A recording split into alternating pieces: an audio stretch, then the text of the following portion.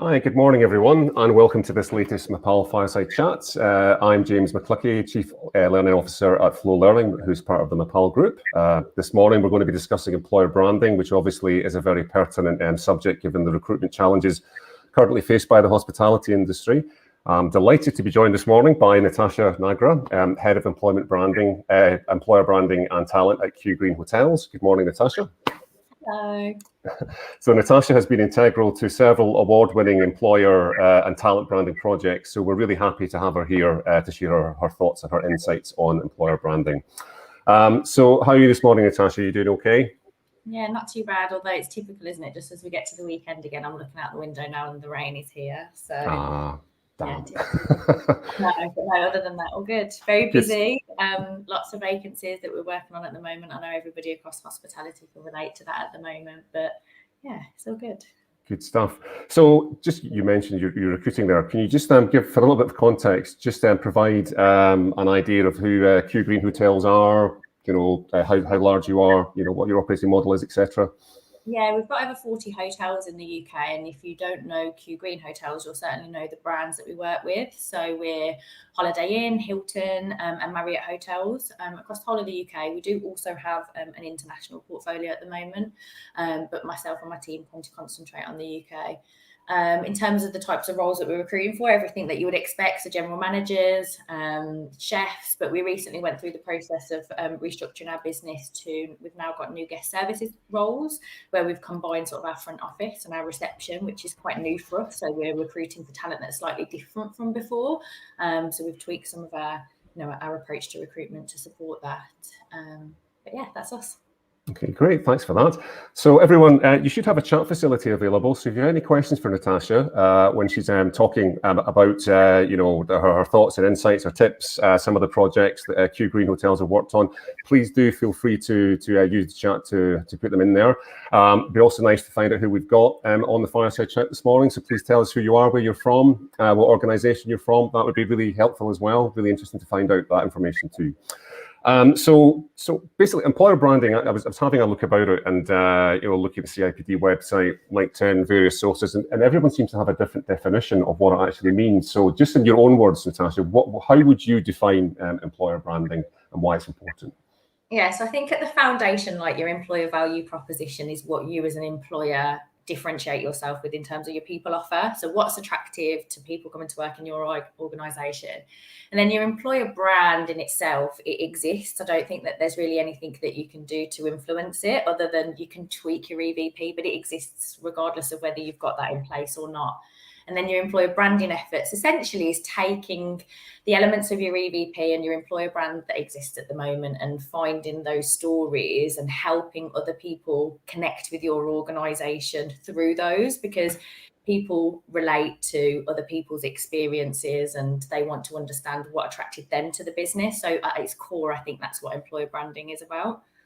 Okay, and what do you think makes a great employer brand then?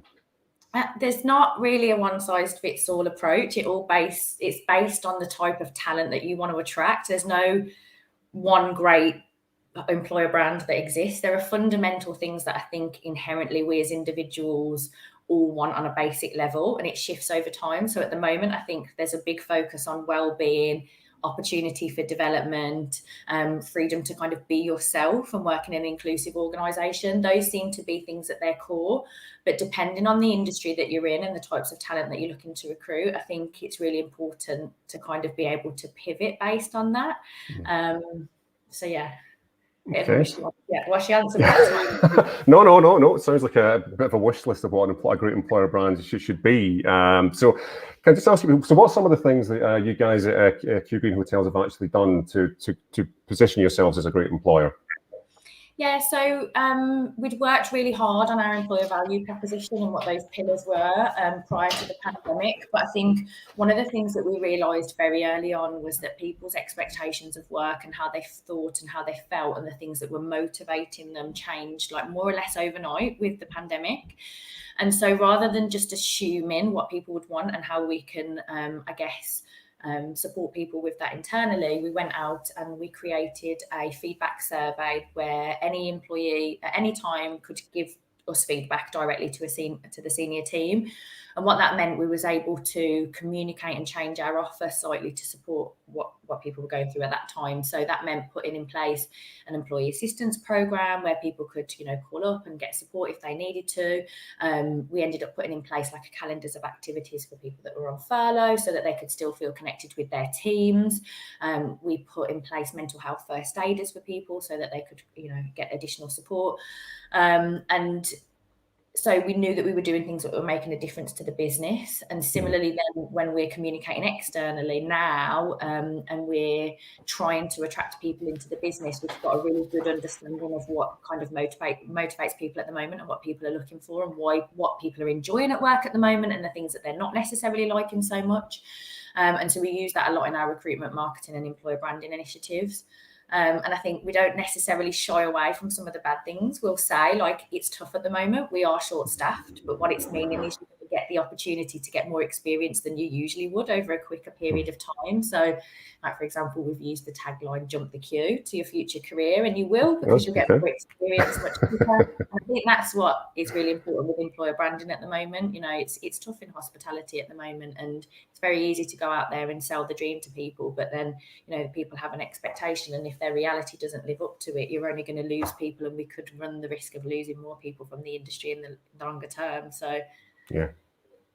And what about pre-pandemic? What are some of the things that you put in place to make sure you guys had a great brand? Some things were quite similar. So wellbeing has always been important for us. It's been one of the cores of our pillars, and we've got like different benefits and entitlement that we offer to our team through a benefits platform that's all centered around wellbeing. We offer our teams free gym membership and all those kind of things. One is around our commitment to training every employee every day. That's quite a big thing for us, and the way that we facilitate that is we deliver training that's customised for our head office teams and our operational teams, and we send that to our teams every single day. So we want our teams to really be in a position where they know upon joining us that they're going to get more development than if they were, it's terrible to say when we're competitors, please join us, not them. We've also got the ability to, influence your earning potential through lots of different schemes and initiatives. So that was a key one for us. We wanted people to be able to be rewarded for the amount of effort that they put in, the development that they undertake, etc. So nothing too dissimilar to what other people would centre and concentrate on, really. There was a really cool thing I read about you did. It wasn't ditching CVs, but it was making CVs less part of your process and giving people other opportunities to show what talents they could bring. It'd be nice to hear a little bit more about that. Yeah, so we it was a project that we ran, and it was really successful for us, whereby we implemented what was essentially gamified behavioural assessment as part of our recruitment process. So we took all of the individuals across our organisation. Every person conducted like a 30-minute test. You played some games, but it identified the core characteristics and behaviours of everybody across the business. And then what we were able to do is, per role within the company, identify our top performers and the characteristics that they shared that made them successful, meaning that we created a profile of core skills, behaviours, characteristics that would be a determinant of success upon people joining the business. So what that meant was, instead of looking at people's CVs and saying, okay, so they've worked in a competitor hotel, or they've worked in a particular university, which we know is so detrimental potentially to bringing in bias to the process, and it's not necessarily a determinant of whether or not somebody's going to be successful in our organisation. We just said, okay, we can get rid of the CV and enable people to do these assessments instead.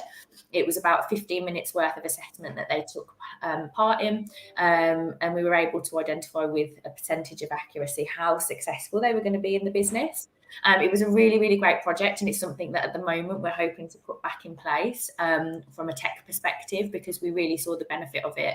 And certainly at the moment, where for some positions we're not necessarily experiencing poor volumes of candidates, it means that we can really save some costs within the organisation as well in terms of screening candidates fairly. So yeah, it was a really exciting project. Yeah, no, it was just that when reading about that, rather than sending a CV, like a chef would record a 20-second video, tell me about your signature just in your own words. I thought it was a really progressive way of looking at recruitment. Yeah, no, it was interesting because the videos that were uploaded, it's amazing what technology can do, but that it could analyze like facial expressions and the way people talk, and that would also contribute towards people. Like, it blows my mind, honestly, what the capabilities are out there at the moment. But yeah, I just think, we do need to continue to think really differently about not only how we assess people, but that initial piece where we're trying to attract people into the business, and we're a people-focused business. Is it really are we really assessing people and attracting people in the right way by asking them to submit a CV for a job? It just seems pretty archaic and not necessarily, indicative of what we need to be doing to find the right personality and core skills that make people successful in our industry. So yeah, no, I think it's interesting because obviously, you're in a very people-focused role. The industry is very people-focused. You're using tech. I think that fusion of tech and people is, I think it's really exciting because I think it's still very much in its infancy, and it's going to be incredibly fascinating to find out where that goes. Yeah, definitely. And there's swings and roundabouts, because we noticed that not everybody wanted to do that. Some people wanted to go down the more traditional route. And of course, you're like millennials and like younger generations, naturally they use technology. It's, and it's native to them. Whereas, we're really still keen to attract people from all demographics, and we don't want to disengage certain people from wanting to apply from us to us. So I just think you can't necessarily go out with a one size fits all approach. But definitely worth continuing to explore that for us. Okay, so how do you know your initiatives are working? I mean, what kind of analytics do you have, or surveys do you do? How do you know that that things are actually positively received? Yeah, as I said, so we have an open feedback survey where our employees can share on a scale of 1 to 5 how they feel every day. And it's just a free text box. It's completely anonymous, but we can ask people to share, not just the good stuff, shout outs to colleagues, what's not working at the moment, what do you want to see changed? And on a weekly basis, we collate all of that feedback and share it with the senior team, and we make recommendations in order to kind of pivot from a communications perspective, from an employer branding perspective. Are there any interventions that we need to be able to make in terms of just changing our ways of working? I think particularly from an employer branding and EVP perspective at the moment, it's really important to take like a one size fits all approach doesn't work, and putting that survey in place meant that we can go down different routes and implement different things, and making sure that we're addressing how different people are feeling. Like, our central teams feel very different to our operational teams. So, for example, at the moment, our central teams really would like more learning and development offer available for them, whereas our operational teams are so unbelievably busy at the moment. They just want to be able to get by with the statutory stuff, and then learning and development will come later on. So, and we would never have really identified that if it weren't for the survey.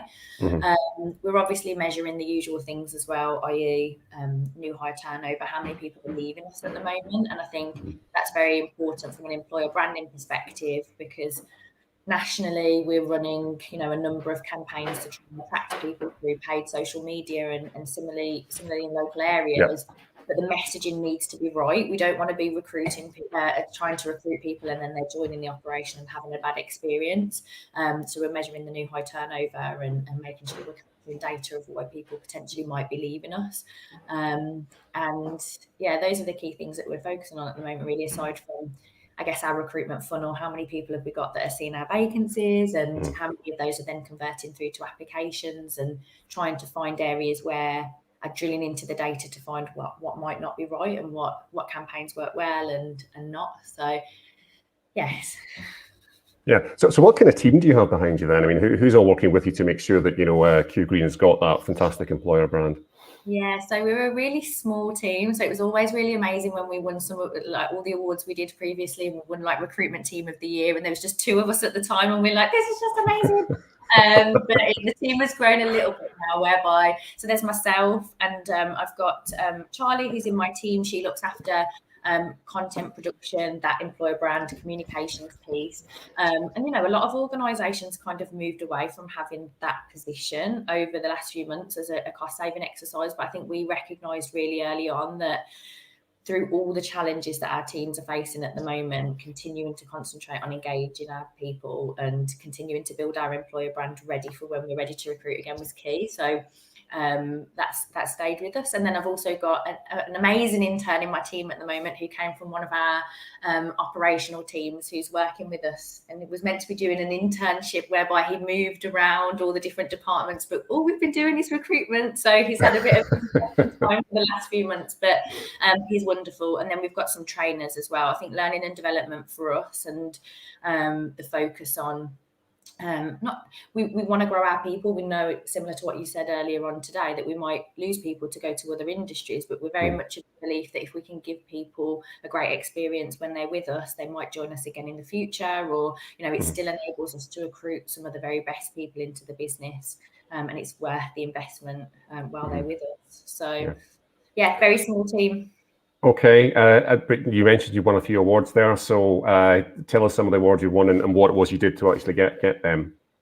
Yeah, so one of the favourite ones that I enjoyed was we won an award, one of the Springboard Awards. We ran a campaign for what was at the time our chef school, our apprenticeship programme, and we wanted to attract school leavers. So we decided to run a campaign entirely through Snapchat. We'd never done it before. It was like it was nerve-wracking because it was like where we were focusing all of our efforts, but we set out to recruit 35 apprentices solely through Snapchat. And we designed a campaign. The recipe for success and the ingredients were very much just centered around the core characteristics that we were looking to recruit. We created gifts in our kitchen, and we sponsored the adverts, and we managed to recruit all 35 as a result off the back of it. And it was great. In terms of reach, we had like over 5,000 people that kind of saw those adverts through Snapchat, and we managed to convert everybody through that we originally intended to. And it was nice to do something that was a little bit scary because we'd never used that channel before, and I'm way too old to use Snapchat. So when the team was talking about it, I'm like, I think I get this. Yeah. But obviously it worked, and we managed to attract the right demographic that we were looking for. So that was pretty exciting. And we have won awards for our approach to learning and development. The scheme that I talked to you about earlier on today, our Service Secrets, which is our daily training. We've recently digitalised it, so we won awards for it previously, but now we've moved across to using Flow, and so we're utilising the Flow notice board area to be able to send the daily training cards out to our teams every day, and people can access it on their mobile. So whether they're at work or they're in the operation and they've got 5 minutes, they know that they've got access to new training every single day. So I'm hoping that we might be able to enter some more awards soon. Hopefully we might be able to actually attend in person. It feels like forever ago since we were at the actual award ceremonies. Yeah, it's interesting. A couple of award ceremonies tend to be a fixture of my calendar each year, and we have done it virtually, and it's all very well. But you forget sometimes it's the only time in the year you get to catch up with certain people and swap stories about what you're doing, and and have that kind of rapport. So yeah, I'm very much looking forward to that too. Yes, me too. Maybe next year. Yeah. yeah, maybe perchance the dream.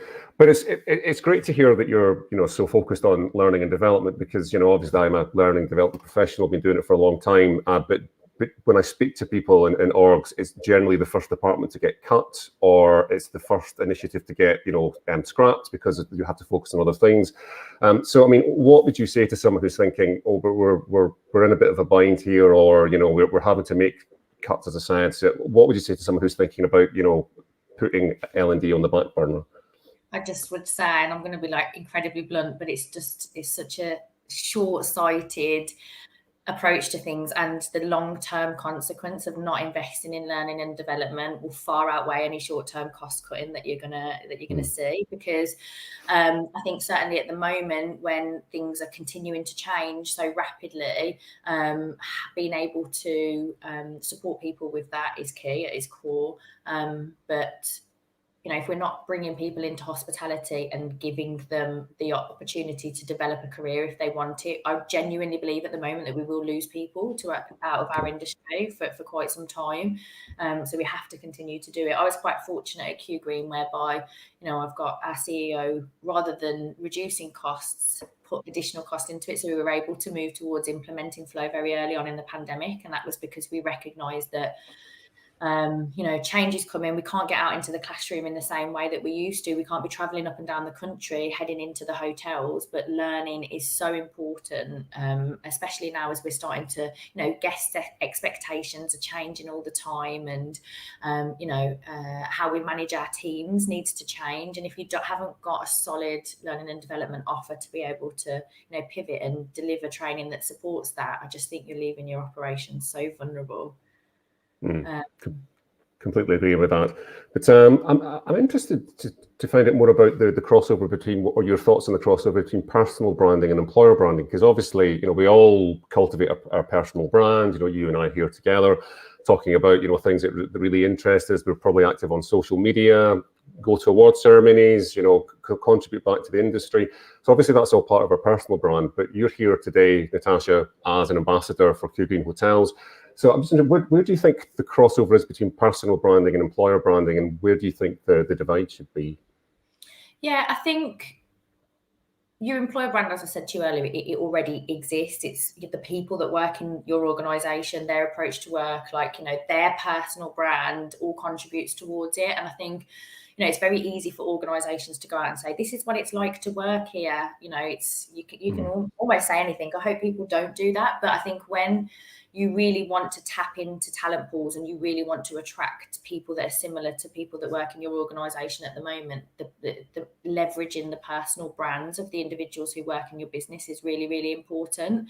And I think particularly at the moment when hospitality is seen as perhaps being quite an unsafe industry to work in, and people are generally more apprehensive about making a move if they are in a secure job at the moment. There are lots of things that are, contributing towards people's reluctance to make a move. But I think having people in your organisation that have got a strong employer brand and who advocate for the organisation, if it's genuine and that's how they feel, and they can be authentic about the experiences that they're having at work, it's going to be much more easy for people to build trust in that organisation and feel more confident in being able to make a move.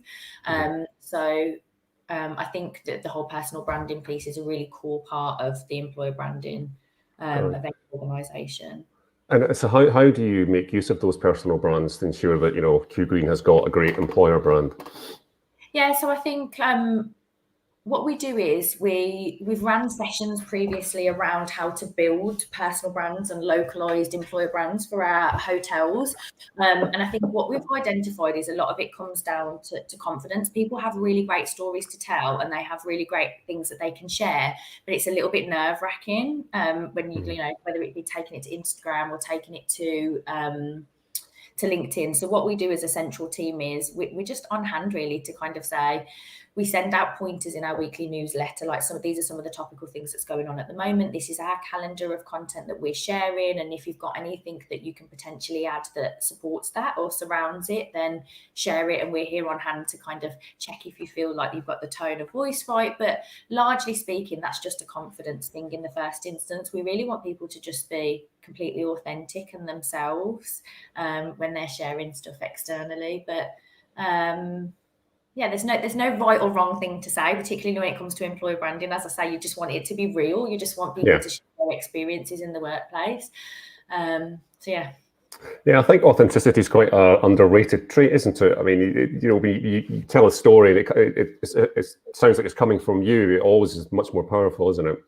I know, and I think it's such a buzz term, and I know some people don't like it, but it's one of probably the most important things about employer branding is kind of owning the realness of it. It's not all about shiny, lovely, brilliant, nice experiences that happen. Sometimes people relate more to if something terrible happened, but your team managed to turn it around and, you all chipped in together, but you worked 16 hours and it was horrific. But there was this sense of togetherness when you did it. Those are actually the stories that people buy into more because they're relatable. They might have experienced it themselves and they can picture what it would be like to truly work in a business. So, yeah. Great stuff.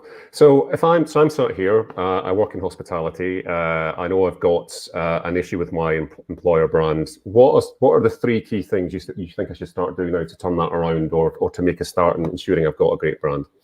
Yeah, so the first is, I think the first two things for me would come down to data. So you want to capture as much of it as possible. So going out with a survey, asking some really specific and sometimes uncomfortable questions. So not just what's great about working here, what is the one thing you wish you could change, or what is the one thing that, if you were to leave Kew Green, what would be the reason why you would want to leave? Asking those questions to get underneath the skin, but then going out and listening. I think it's all very well doing a survey, but you need to get out, you need to get into, your locations, you need to see and understand how people are feeling and interview them face to face.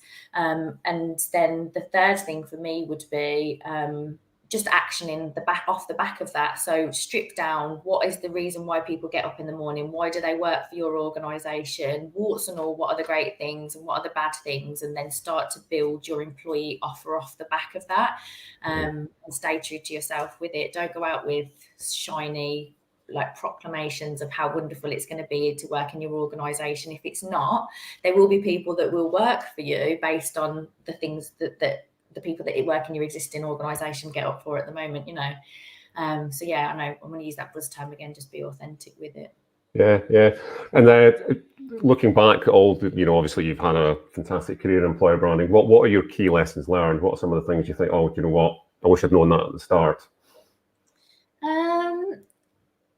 Yeah, I think very early on when we first went out with our employer brand, we kind of did it in more of a top-down way, i.e. we think these are all the things that people are really going to love about working for the organisation. Let's put in some extra benefits. Let's do this, let's do that. And your employer brand and your EVP is just not based on benefits. It's something far different. And I think I learned very quickly that people are motivated by things that you have.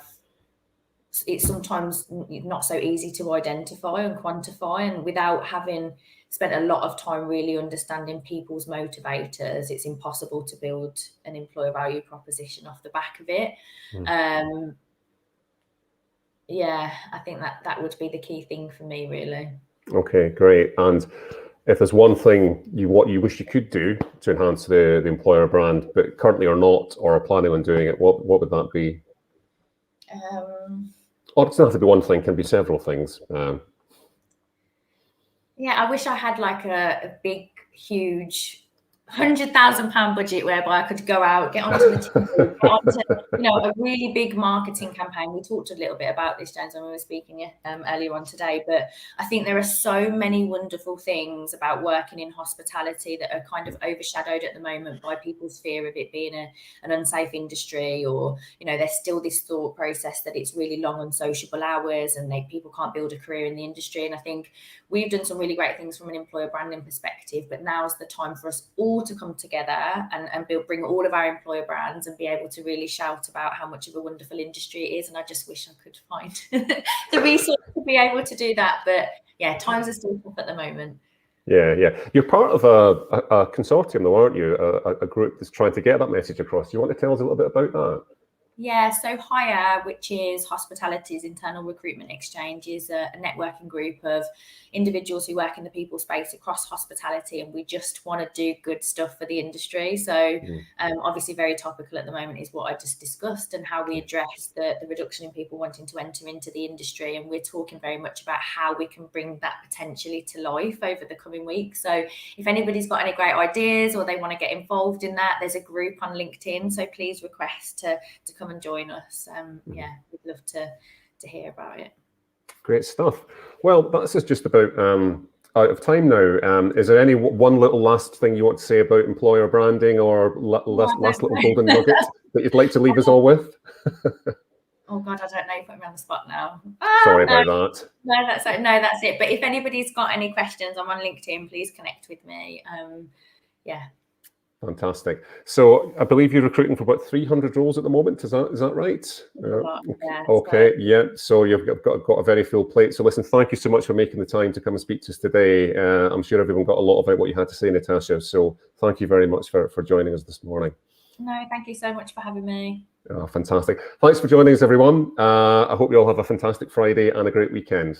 Okay, take care now. Bye. Bye-bye.